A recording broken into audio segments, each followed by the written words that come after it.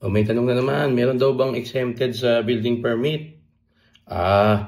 Lahat ay dapat kumuha ng building permit pero may ilan na pwedeng ma-exempt. Halimbawa, minor construction, kagaya ng mga shed, poultry houses, greenhouses, na ang halaga ay hindi lalagpas ng 15,000 pesos yung construction cost. Ano pa? Mga non-structural repairs or renovations na hindi naman makaka-apekto sa structural integrity at sa electrical, plumbing at mechanical system ng building. Ano pa? Yung mga traditional indigenous dwellings. Ito yung mga bahay na pag-aari ng mga indigenous cultural communities, no? Na ang gamit nila ay indigenous materials. Basta sila ay within ancestral domains at hindi for commercial purposes. At syempre, yung mga government projects or infrastructure projects ng government, no?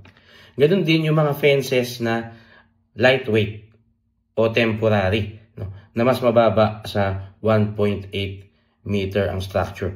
Ganun din yung mga movable na prefabricated structures na hindi naman talaga permanently attached sa ground. Kagaya ng mga kiosk, food cart, etc. No? Yan ay exempted sa building permit fees, no? Sa bayad sa building permit.